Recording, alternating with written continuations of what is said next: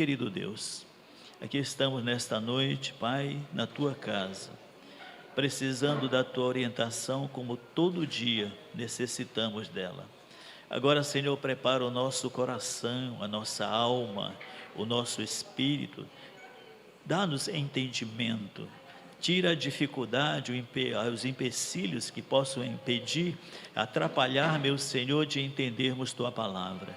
Assim, meu Deus, nos prepara, e é o Teu servo que vai ministrar, continua dando a ele a facilidade, a revelação, Senhor, para que ele possa com facilidade transmitir a todos nós. Pai Santo, assim nós oramos a Ti, agradecidos por tudo, em nome do Teu Filho, amado Jesus. Amém. Senhor é bom, a sua misericórdia dura para sempre. Bendito é o nome do nosso Deus, porque só pela fé nós podemos contemplar, só pela fé nós podemos entrar no Santo dos Santos, só pela fé nós podemos entrar pelo novo e vivo caminho, só pela fé nós podemos ver o Deus que é invisível, mas é real. Aleluia. É sobre isso, meus irmãos, o poder da fé, que nós vamos nesta noite falar a respeito do que o escritor aos Hebreus nos ensina no capítulo 11, da importância da fé e de como nós, que somos chamados por Deus, precisamos entender a fé que Deus espera que nós vivamos. E capítulo 11 é conhecido como o capítulo dos heróis da fé, e o tema da mensagem hoje é a fé que não retrocede. Nós vamos ver aqui que antes do capítulo 11, na verdade o capítulo 11 inteiro é uma resposta àquilo que o escritor finaliza no capítulo 10, versículos 38 e 39, que ele diz justamente isso. Ele vai dizer: todavia o meu justo viverá pela fé, se ele retroceder, nele não se compraz a minha alma. Nós, porém, não somos dos que retrocedem para a perdição, somos, entretanto, da fé para a conservação da alma. Ele vai colocar aqui ainda antes, no capítulo 10, verso 36, que com efeito nós temos a necessidade de perseverar, para que, havendo feito a vontade de Deus, alcancemos a promessa.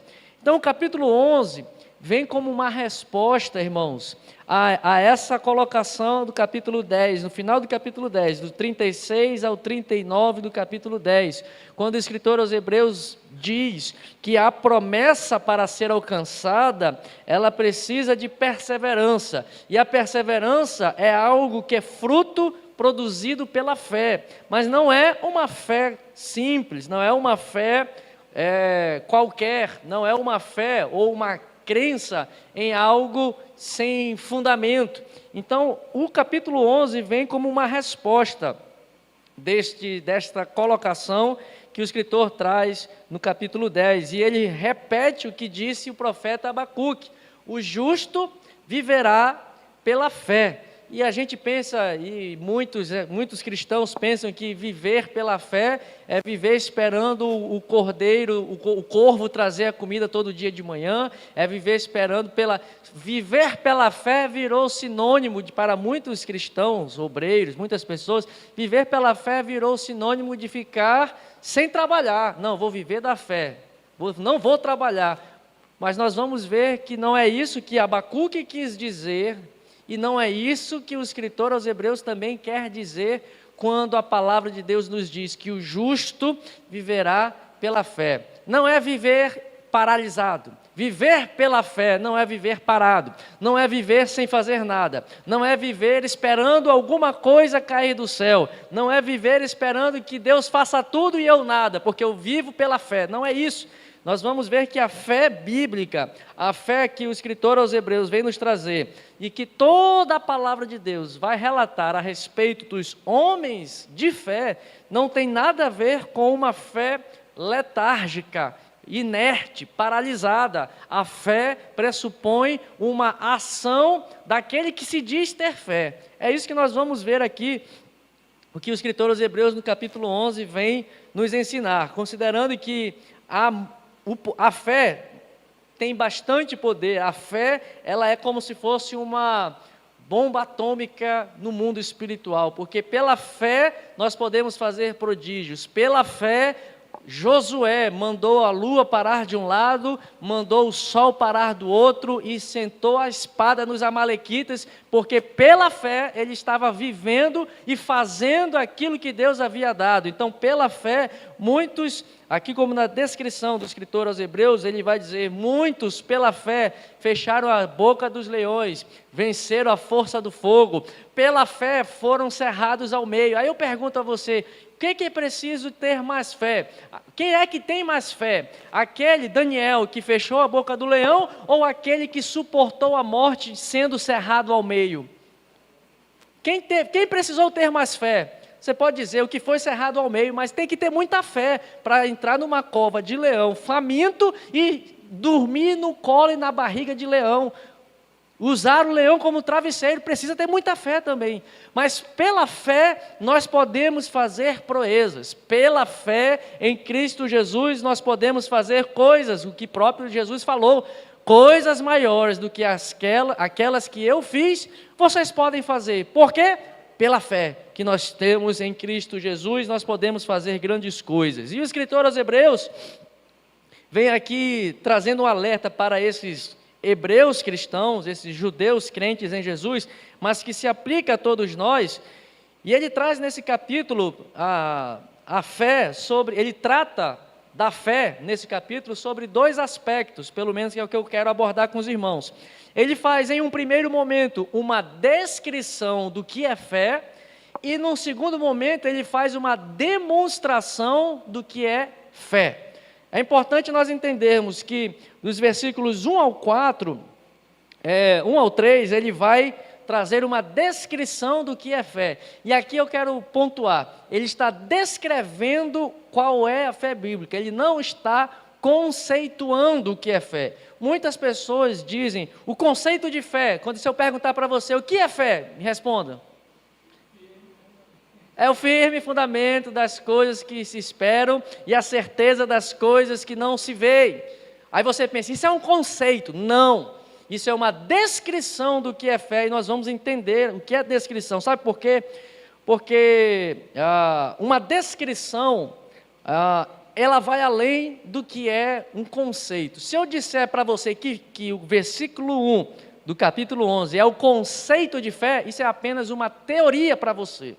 Mas a Bíblia nunca se baseou em teorias. A Bíblia nunca foi um livro filosófico. A palavra de Deus nunca foi um dogma, nunca foi uma filosofia, nunca foi apenas um conteúdo racional e cognitivo. Ela é um valor, um princípio de vida para nós. Ela precisa ser entendida e compreendida como um manual de práticas daqueles que querem fazer e agradar a vontade de Deus.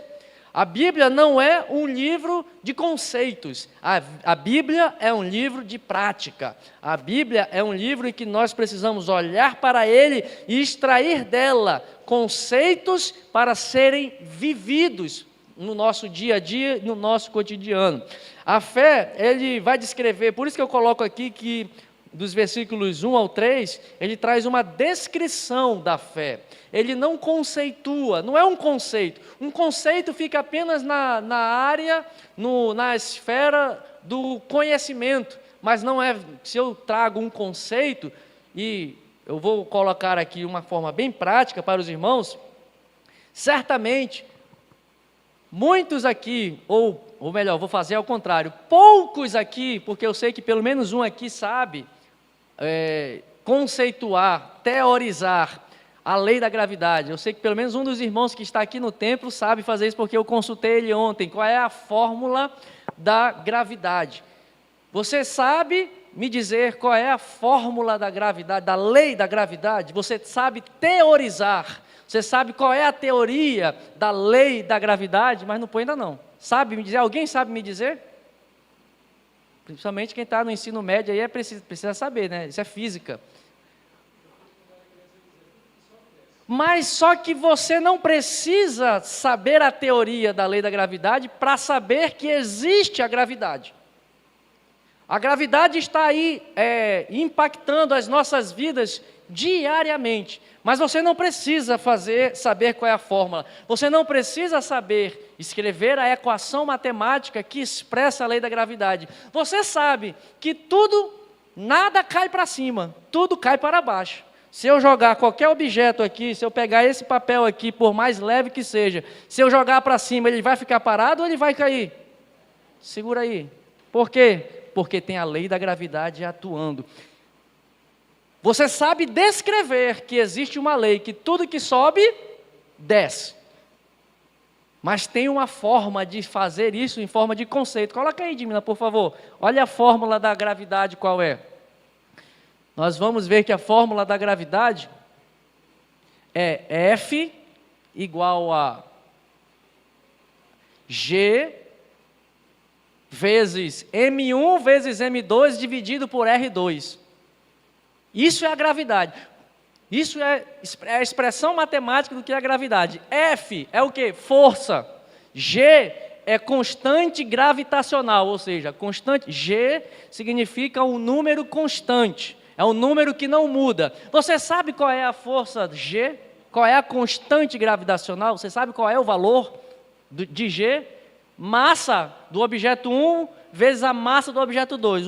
A massa é isso aqui, a massa do microfone, a massa do papel, a massa da Bíblia, a massa do celular, isso é o objeto. E R, que é a distância entre os centros das massas. Qual é o valor de R? Qual é a distância entre os objetos? Você não precisa saber disso para entender que se você se puser na beira de um precipício, você vai cair. Você não precisa saber dessa fórmula. Da mesma maneira, irmãos, é a fé. A gente tem um conceito de fé na vida, é o firme fundamento, mas você está firmado no seu dia a dia? Você está inabalável em Deus no seu dia a dia? Não. Muitas vezes nós não estamos firmados.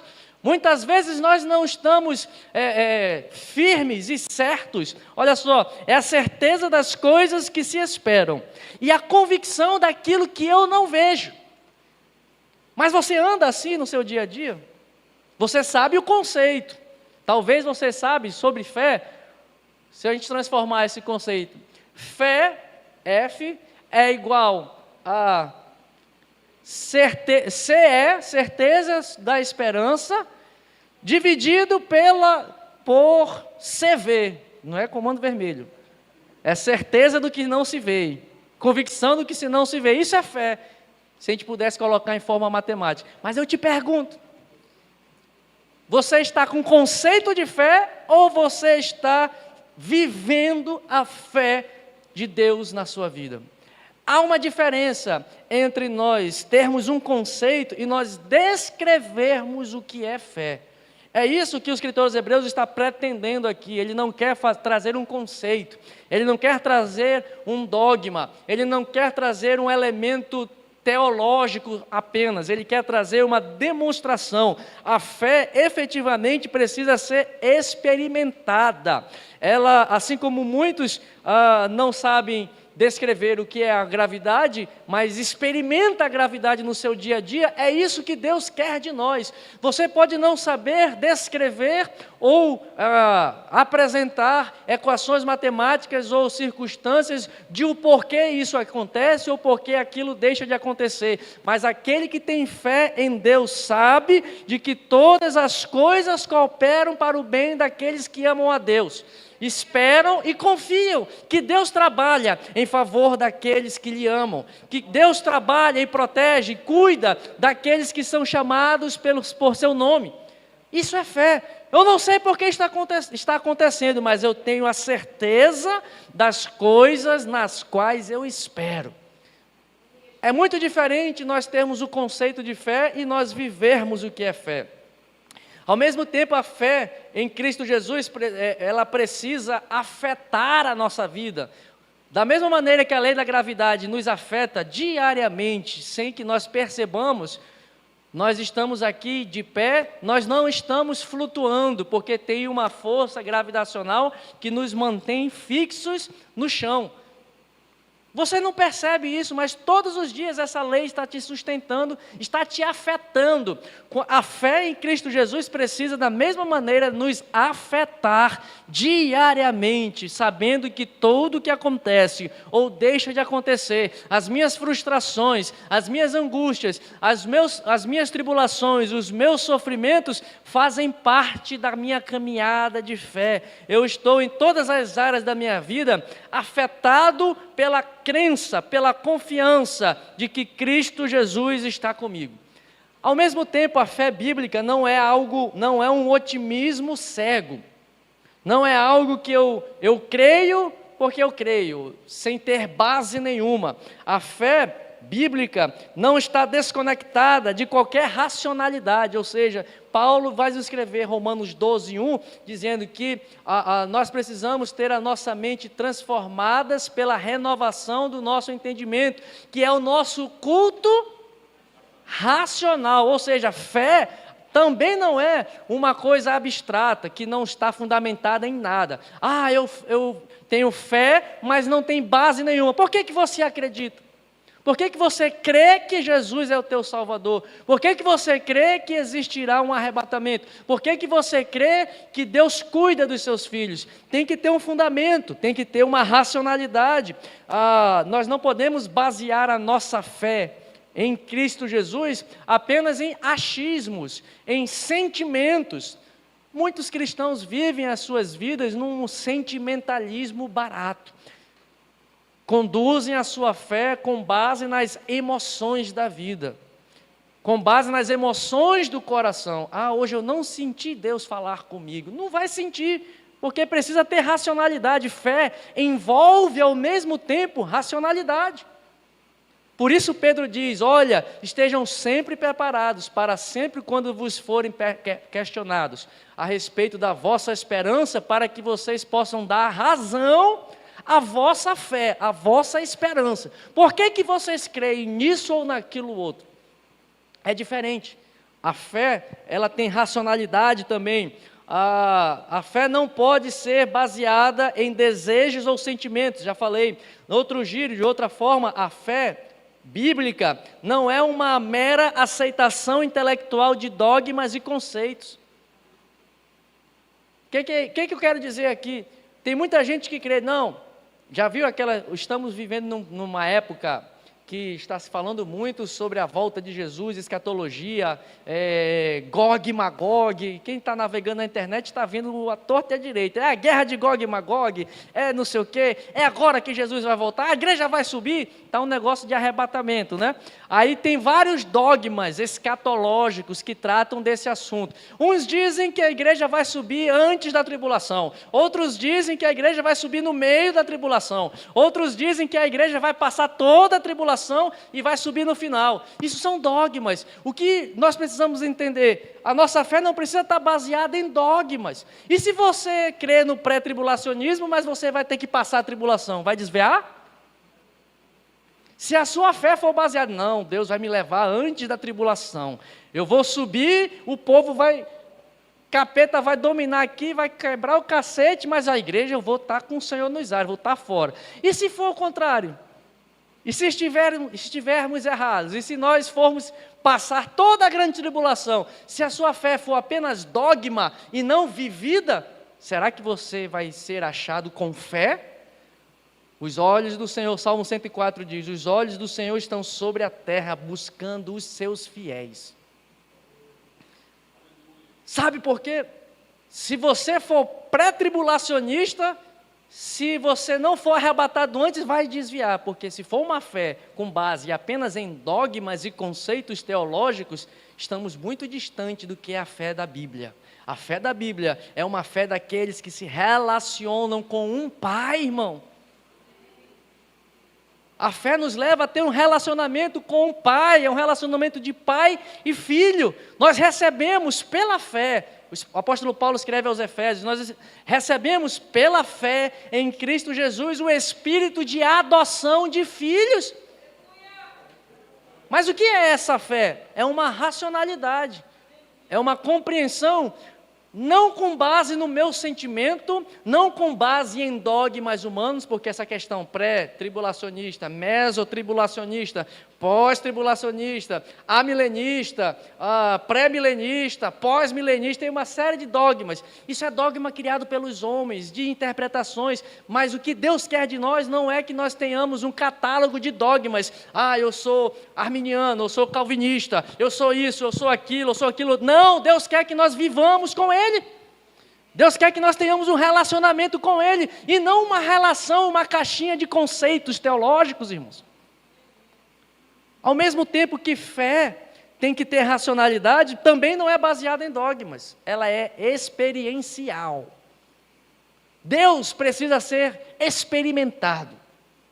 Quando Malaquias escreve para o povo a respeito a advertência contra os dízimos e as ofertas, fazei prova de mim, não é isso que Deus fala? E vejam se eu não vou abrir a janela do céu. O que é que Deus está dizendo? Me experimentem, me testem, me provem, experimentem a minha bondade, experimentem a minha provisão, vejam e façam prova. O que é que Deus está falando? Isso é fé, experimentar Deus, conhecer Deus, andar com Ele. Jesus nos chama, eu vos chamo para ser meus discípulos, e vocês têm que vir e seguir-me. Aprendei de mim, que sou manso e humilde. Ou seja, fé é andar e aprender, é andar e receber conteúdos espirituais, conceituais também, mas fé tem que ser vivida. Eu trago aqui uma citação de Warren Wiersbe, é um grande comentarista bíblico. Ele diz: a verdadeira fé bíblica é uma obediência confiante na palavra de Deus, apesar das circunstâncias e apesar das consequências. Fé é isso. Então, o escritor aos Hebreus, quando diz que a fé é a certeza das coisas que se esperam e a convicção de fatos que não se veem, ele não está conceituando, ele está nos chamando para vivermos uma vida de certeza, para vivermos uma vida de confiança e para vivermos uma vida de testemunho. A fé se apoia na palavra de Deus. A fé bíblica, a fé que Deus espera de nós e a fé que o escritor aos Hebreus está nos ensinando, ela precisa estar alicerçada, fundamentada nas Escrituras. Por que que nós cremos que Jesus é o Messias? Por que que nós cremos, olha como Paulo escreve, nós cremos que Jesus morreu e ressuscitou, como dizem.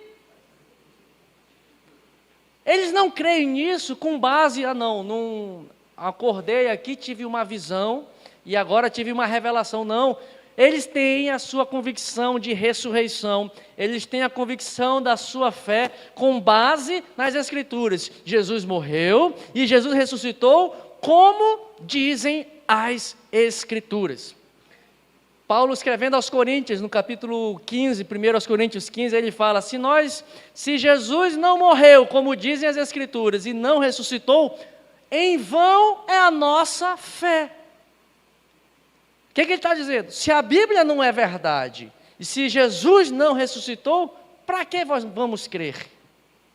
Qual é o fundamento da nossa fé? O fundamento da nossa fé não é no que eu acho, não é na revelação de um iluminado, não é na revelação de um homem qualquer, de um homem especial, é a revelação de Deus, que ao longo de pelo menos 1500 anos, falou com pelo menos 40 autores diferentes ao longo da história, e não há uma contradição. Sabe por quê? Porque é Deus, como Paulo escreve a Timóteo, porque a palavra de Deus, ela é inspirada por Deus, foi dada por Deus, revelada a homens santos. Apesar de terem sido usados homens, mas a palavra é de Deus. Então a nossa fé tem que estar fundamentada na palavra, naquilo que a palavra de Deus diz. E ao mesmo tempo a fé, ela é uma resposta, é uma atitude nossa. Aquilo que eu leio nas Escrituras, fé é uma resposta àquilo que eu leio nas Escrituras. Eu li que eu sou filho de Deus. Qual é a minha resposta? Andemos, pois, como filhos de Deus, como diz o apóstolo João. Se aquele que diz que é filho de Deus e anda nas trevas, não é filho de Deus.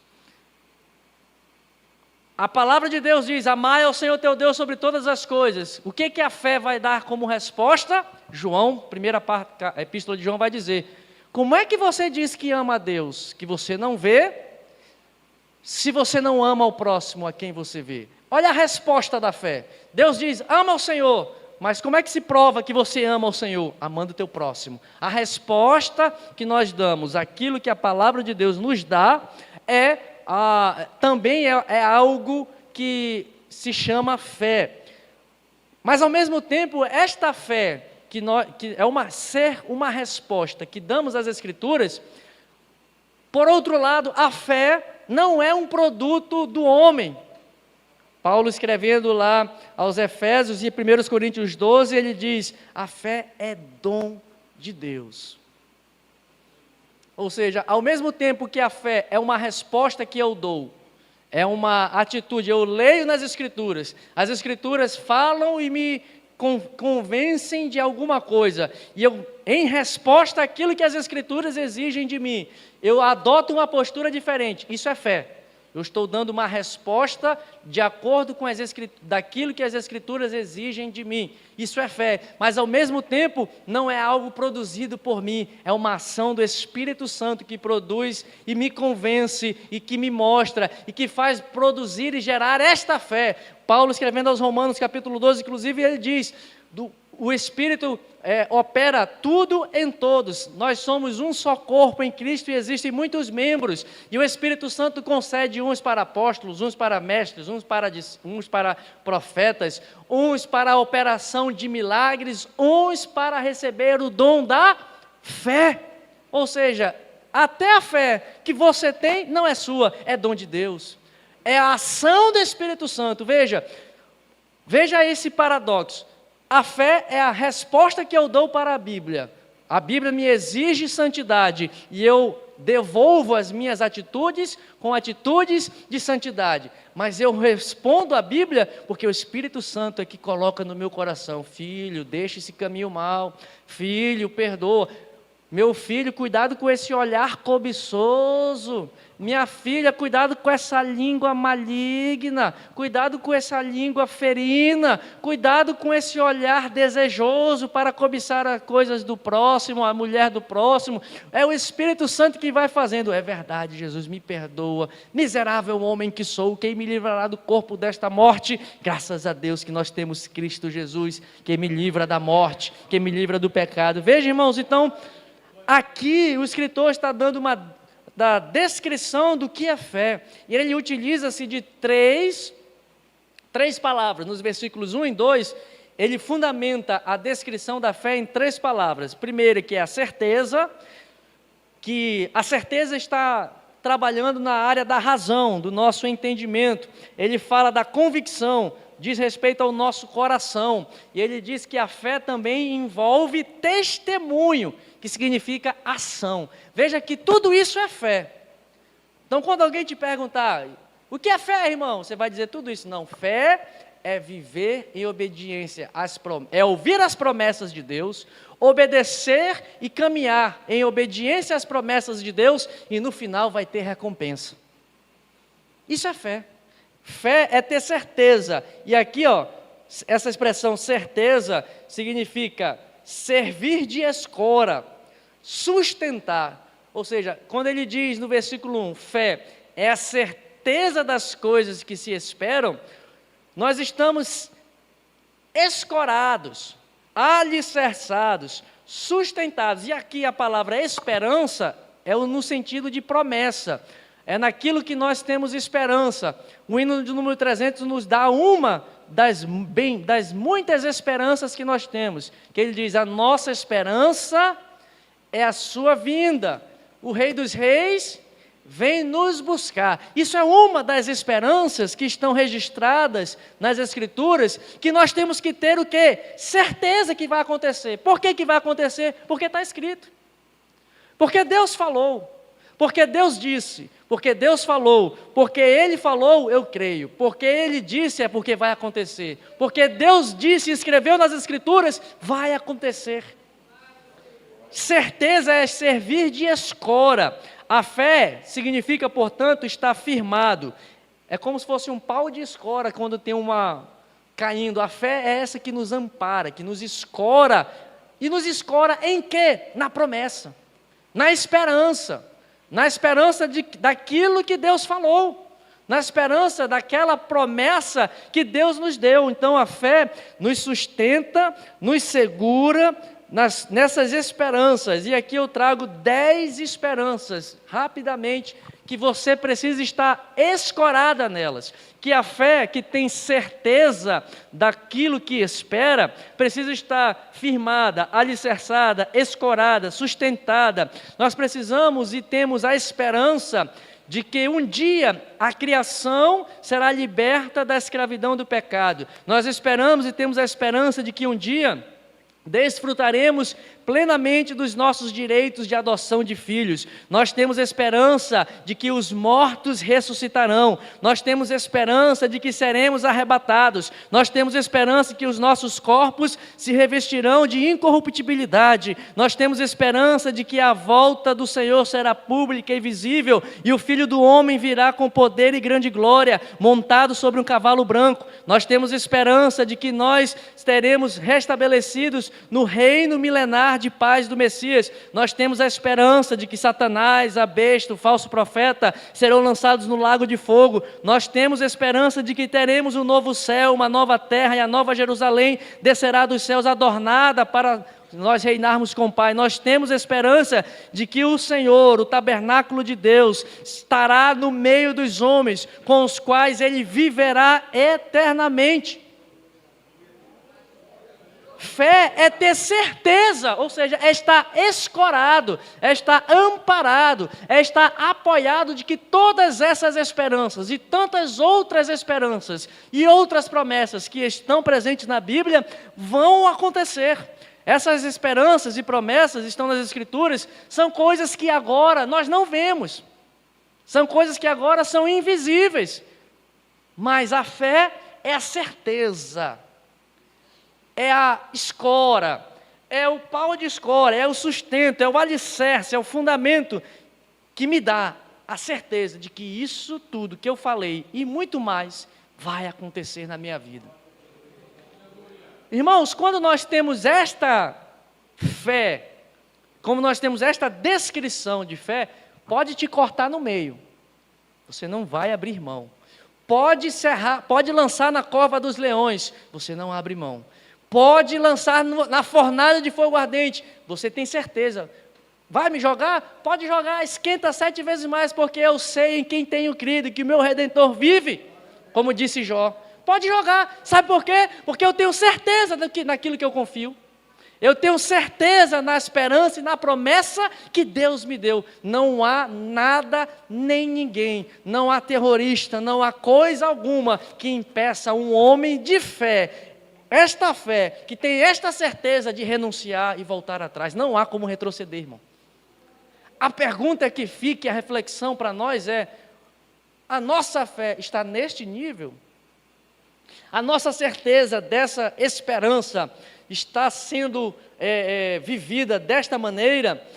Ao final de Apocalipse 21, Jesus disse assim: aquele que estava assentado no trono disse: estou fazendo novas todas as coisas. E ainda acrescentou: escreva isto, pois estas palavras são verdadeiras e dignas de confiança. Tenha certeza, o que Jesus falou, tenha esta certeza absoluta que a esperança, a promessa de Deus vai acontecer. A outra palavra que ele nos diz é a convicção. Convicção é a certeza atua na esfera da razão, do conhecimento, do entendimento. Por isso, como é que você vai ter certeza de algo daquilo que você não estuda, daquilo que você não conhece? Como vamos ser inflamados dessa certeza, dessas promessas, se nós não sabemos nem quais promessas estão a nosso dispor? Porque tudo está revelado na palavra. Tudo está registrado, a promessa e todas as coisas de Deus estão lá registradas. Por isso, a certeza é baseado naquilo que eu entendo, naquilo que eu conheço, naquilo que eu leio nas Escrituras. Por isso que a certeza das coisas que se esperam está alicerçado na palavra. A palavra diz tudo o que vai acontecer e eu estou alicerçado nela.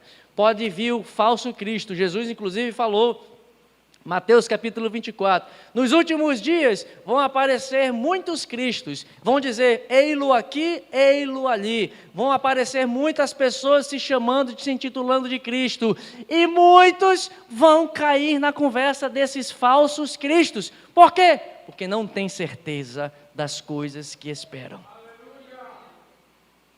Por isso é grave, irmão. Por isso a fé é extremamente importante. E o contato com a palavra é que nos alimenta, é que nos conserva com esta certeza absoluta.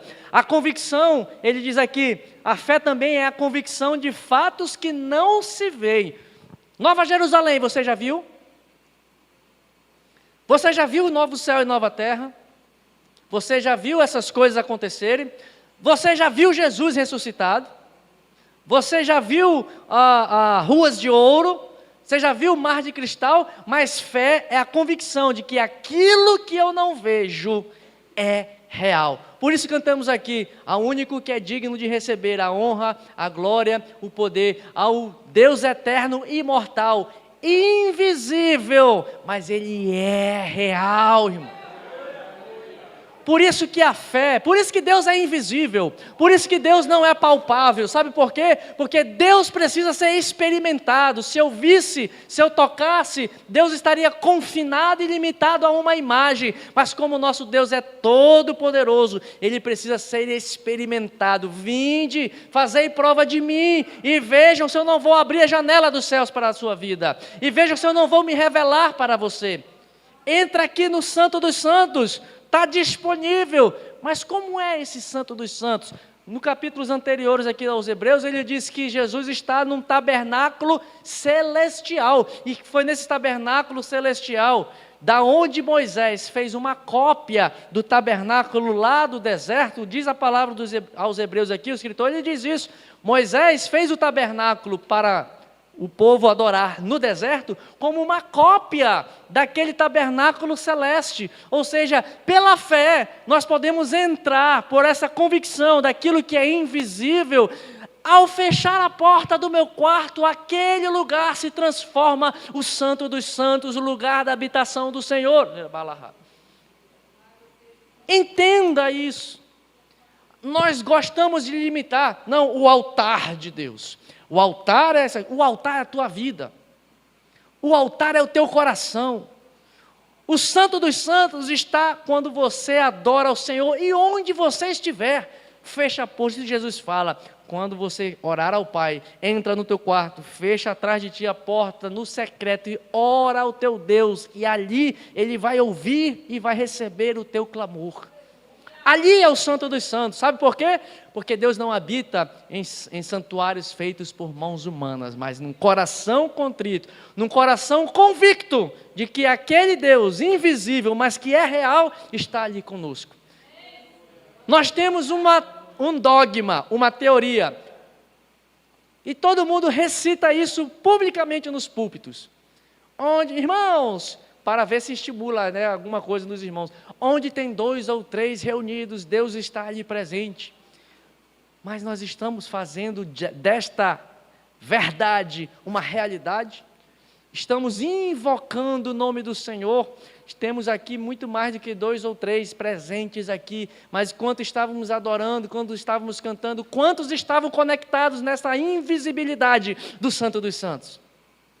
Quantos dos que estão aqui estavam com a mesma fé e com a mesma adoração, com o mesmo espírito de entrar na presença do Senhor e adorar? Ou estava aqui só olhando para o que o Everton estava cantando, errou atrasado, entrou atrasado aqui, entrou atrasado ali? Está vendo como nós não experimentamos Deus? A nossa fé é conceitual e não experimental. Alguns irmãos aqui entraram num espírito, falaram em línguas, e tantos outros. Termina logo. O conceito é, 2 ou 3 reunidos em meu nome, eu estou presente. Imagine 10, 20, 50, todos reunidos em nome do Senhor, todos com a mesma fé, com a mesma convicção daquele que é invisível, mas é real, ele está presente aqui. Se não seria diferente os nossos cultos, se não seria diferente a nossa fé, se não seria diferente a nossa vida com Deus, se não deixaríamos de ficar olhando, que o irmão me olhou torto, aquele irmão falou mal comigo. Que fé nós estamos vivendo, irmãos?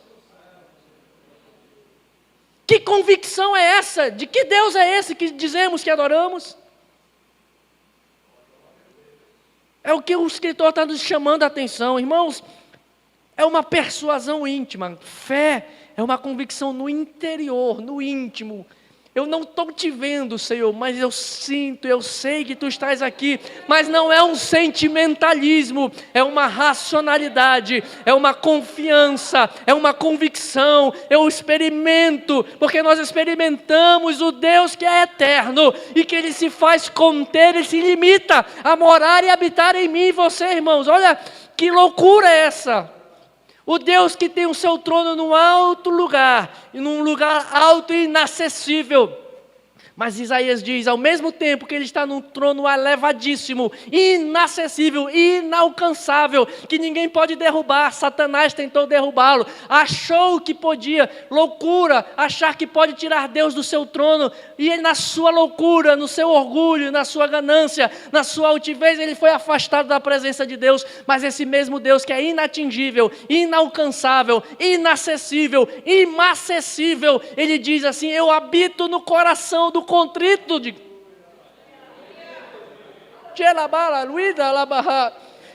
irmãos, o Senhor quer nos renovar a nossa fé. O Senhor quer nos levar ao lugar mais elevados. O Senhor quer nos levar a ver coisas que estão no mundo espiritual invisíveis, mas como Paulo escreve aos Efésios, que o Senhor Jesus já reservou para nós toda sorte de bênçãos que estão preparadas para nós nas regiões celestiais, nas regiões que estão invisíveis, aqueles que são seculares. Essas bênçãos estão acessíveis para quem tem convicção daquilo que é invisível, irmão. Daqueles que não se comportam pelo que veem. A nossa fé não é pelo que nós vemos. Paulo advertindo, ele diz, olha, nós se esperarmos por Deus e nós fazemos da fé uma barganha para abrir uma porta de emprego. Nós queremos dar fé para receber cura. Nós queremos dar fé para receber uma situação, uma questão pessoal. Esperamos apenas que a nossa fé nos alcance coisas desta vida. E a verdadeira fé é a convicção de coisas que não são desta vida. A verdadeira fé é a convicção de coisas que não são deste mundo. São das coisas celestiais. São das coisas invisíveis, irmãos. Deixa Deus tocar hoje no teu coração e deixa Deus te dar esta fé. Não é mérito nosso, é dom de Deus, irmão. É dom concedido por Deus. Quando eu tenho estas, olha só, irmãos, quando eu tenho a minha razão, na minha mente, certeza. Quando eu tenho em meu coração esta convicção, não tem como não dar bom testemunho. Por isso o escritor diz o seguinte, pela fé, os antigos obtiveram bom testemunho. Não tem como não viver o Evangelho. Não tem como não dar a outra face. Não tem como não perdoar quando nós somos ofendidos. Não tem como não liberar perdão. Ou seja, eu falei muito não nessa frase.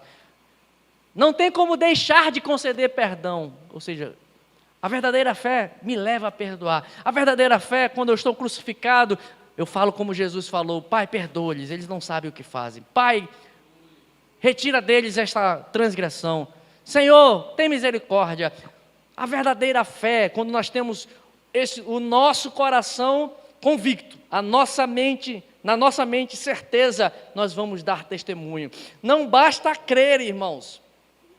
E o testemunho fala disso. Não basta eu ter uma certeza, racional, não basta ter uma convicção no coração, é preciso externalizar, e é disso que fala testemunho. Testemunho é obedecer aquilo que eu creio, naquilo que eu creio. Aquilo que eu tenho convicção, eu expresso nas minhas atitudes. Naquilo que eu já tive certeza, eu expresso nas minhas ações. Não basta acreditar, é preciso testemunhar. A chamada de Jesus para os discípulos e o revestimento do poder do Espírito Santo foi para esta finalidade: e ser-me-eis minhas testemunhas. Jesus não nos chamou e não nos deu o Espírito Santo para ficar de reteté no púlpito, não, para ficar de revelação no púlpito, não. O Senhor nos chamou para dar poder para testemunhar, para externalizar e para testemunhar do Evangelho de Cristo. É para isso. E tudo isso, irmãos, é fé. Aí eu pergunto, isso é um conceito ou é vida? Isso é vida. Jesus está nos chamando para uma vida de fé. Aí você vai entender agora o que Abacuque disse e que o escritor aos Hebreus disse no capítulo 10. O justo viverá pela fé. Os justos vivem com esta fé. É esta fé que a palavra de Deus espera de nós. Se nós não vivermos assim, meus irmãos, tudo que cremos é uma crendice qualquer. Se a nossa fé não for desse jeito, nós estamos vivendo não uma fé, mas uma superstição. Uma superstição gospel. Não, porque se eu for na oração, do círculo de oração, e aquela irmã, e ela tem que estar com cocó, se ela não tiver do cocó, ela não é, a oração dela não é poderosa. Crendice, superstição. Se eu não for para a campanha, tem que ser 7 sábados. Se não for 7, se forem 6 ou forem 8, não dá certo. Crendice, superstição, não é isso que Deus nos chama. Não é para esta fé que Deus nos chama. Isso é superstição, irmãos. Nós precisamos entender que todas essas coisas, tudo o que nós experimentamos e o que a palavra de Deus nos chama para viver, é uma fé prática, não um conceito, não uma teoria. Irmãos, eu não passei só fiquei no item 1 da mensagem. Mas eu vou concluir hoje para não perdermos, me dê mais 5 minutos. Sabe por quê? Porque tudo que eu escrevi aqui a respeito da demonstração da fé resume-se em uma questão. Uma teoria científica, para ser comprovada, ela precisa ser repetida várias e várias vezes. Para que uma tese científica seja validada, ela tem que ser repetida várias vezes em laboratório e dar o mesmo resultado todas as vezes. Se nós pegarmos um conceito de teoria científica, resumidamente é isso. Para que uma hipótese se transforme em uma teoria, para que Newton fizesse essa questão da gravidade, ele ficou olhando e diz a lenda que ele teorizou essa lei da gravidade quando ele viu uma maçã caindo. Aí ele olhou, por que ela não cai para cima e cai para baixo? Aí ele foi pesquisar e foi fazer e escreveu a teoria da gravidade. Então, para que uma teoria científica seja validada e tida como verdadeira, ela precisa ser repetida várias e várias vezes. Entenda isso, porque de um resumo rápido, foi isso que o escritor aos Hebreus quis dizer aqui. Vocês querem saber como a fé é tão poderosa? Aí ele começa, porque pela fé Abel e Enoque fizeram isso, porque pela fé Abraão fez isso, porque pela fé Sara, Isaac e Jacó fizeram isso, porque pela fé José fez isso, porque pela fé Moisés fez isso, porque pela fé Josué fez isso, porque pela fé Raabe fez isso, porque pela fé homens fecharam a boca de leões, porque pela fé... Olha, repetindo a mesma coisa várias vezes. Olha como a fé, ela é provada cientificamente, porque em vários homens, em várias épocas e em várias circunstâncias, o resultado sempre foi o mesmo. Deus falou, Deus deu uma promessa, Deus disse, faz assim, Noé faz desse jeito, Abel é desse jeito, Abraão é desse jeito, e todas as vezes Deus falou, e todas as vezes aqueles homens que receberam a promessa, obedeceram, tiveram como resultado uma bênção. Irmãos, a fé é isso. Nós recebemos uma palavra, Deus dá uma promessa, nós obedecemos, o resultado é galardão, o resultado é bênção, o resultado é recompensa, porque Deus recompensa os seus filhos. Deus é galardoador. Inclusive, olha aqui, capítulo 11, verso 6, de fato, sem fé é impossível agradar a Deus, porquanto é necessário que aquele que se aproxima de Deus, primeiro, creia que Ele existe. Ele é invisível, mas Ele existe, e que se torna galardoador dos que o buscam. Ou seja, o escritor aos Hebreus está dando uma tese científica comprovando, a fé é real. Ela é experimentada, e no laboratório da história da humanidade foi comprovada cientificamente que todos que andaram pela fé alcançaram vitória. Todos que obedeceram àquilo que Deus falou foram abençoados, irmãos. Por que vai ser diferente contigo? Por que vai ser diferente comigo? Se pelo tempo, pela história, no laboratório da história da humanidade, esses homens estão caracterizados aqui como homens de fé, mulheres de fé, e o resultado foi sempre um: Deus abençoou, Deus concedeu a vitória, Deus transformou eles em homens justos. A recompensa de Abraão, Isaque e Jacó foi que Deus se agradou tanto do bom testemunho que eles deram, que agora eu vou me permitir ser chamado. Agora o mundo vai me conhecer. Eu sou o Deus de Abraão, o Deus de Isaque, o Deus de Jacó. Que recompensa, irmão, que galardão. Abel recebeu a recompensa. Ele foi morto, seu sacrifício foi aceito, e o seu sacrifício foi tão agradável aos olhos do Senhor, que até hoje a adoração deste homem que já morreu, mas até hoje o sangue e a adoração de Abel continua falando, porque o testemunho da fé deste homem foi alcançada a vitória. Pela fé, Enoque obteve testemunho de haver agradado a Deus. Pela fé, Abraão caminhou debaixo da promessa: sai da tua terra, sai da tua parentela, vai para o lugar que eu vou te mostrar, e de lá eu te farei de ti uma grande nação, eu te darei uma terra prometida, e tu serás uma bênção para todas as nações. Ou seja, Deus deu uma promessa de numerosa geração, de numerosa descendência. Deus deu uma promessa de terra, propriedade, e Deus deu uma promessa de abençoar o mundo inteiro. E Abraão, diz o texto aqui, que ele andou em obediência ao Senhor, como quem vê não a promessa da terra terrenal, mas quem vê a terra, a herança da terra celestial. Abraão, como diz aqui no versículo 10, ele caminhava, ele aguardava a cidade que tem fundamentos, da qual o arquiteto e edificador é Deus. Ele não esperava esta Jerusalém terrenal, ele andava olhando para a Jerusalém celestial, para a herança eterna. Então, irmãos, pela fé, esses homens fizeram isso, pela fé. E ele termina o versículo 39, todos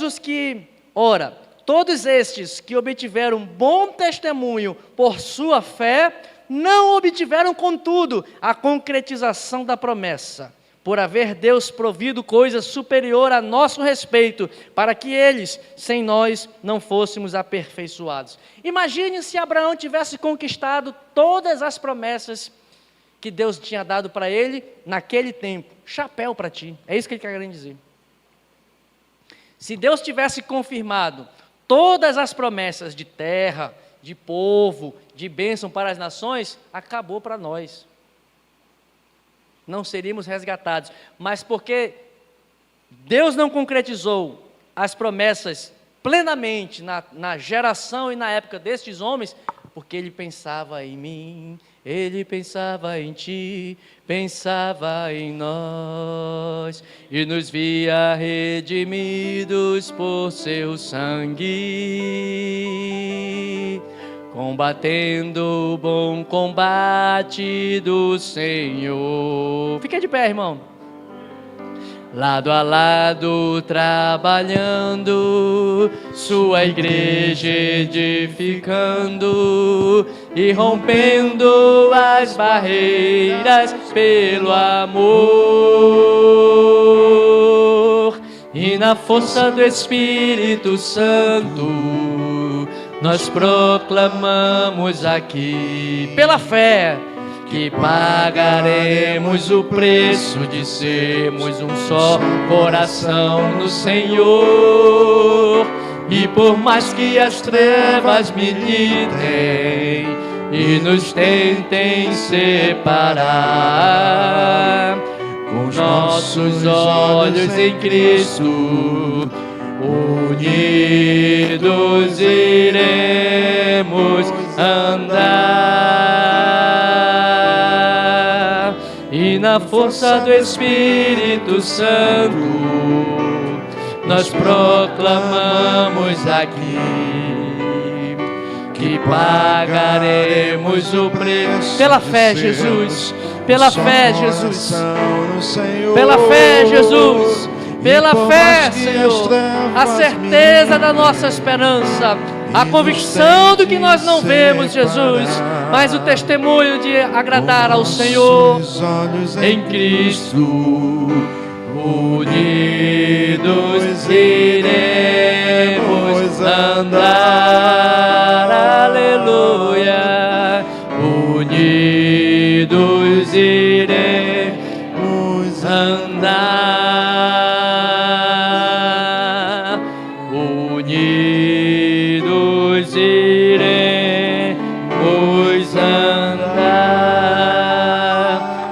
Ó Senhor Jesus, nesta noite, Pai, nos ajuda, Senhor, tem misericórdia do Teu povo, tem misericórdia de nós, Senhor. Precisamos da Tua graça, precisamos do Teu Espírito Santo, Jesus. Precisamos ter esta certeza, precisamos ter esta convicção daquilo que é invisível, daquilo que nós não vemos, mas a convicção no íntimo do nosso ser, de que o Senhor vai concretizar e confirmar toda a Tua boa palavra, porque o Senhor nós temos a certeza nesta noite que o Senhor é fiel. Podem passar os céus e a terra, mas a Tua palavra não haverá de passar, Senhor. Portanto, ó Deus, confirma nesta noite, Pai, a Tua bênção sobre nós. Ajuda-nos, Senhor, na nossa pequenez, na nossa fraqueza, Senhor. Tu sabes que somos pó, Jesus. Tu sabes, Pai, que somos fracos, mas nesta noite,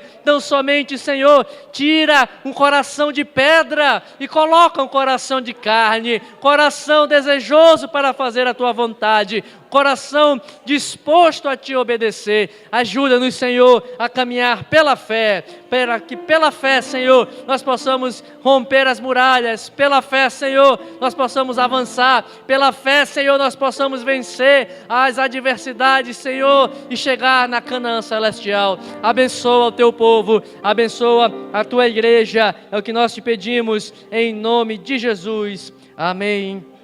Graças a Deus.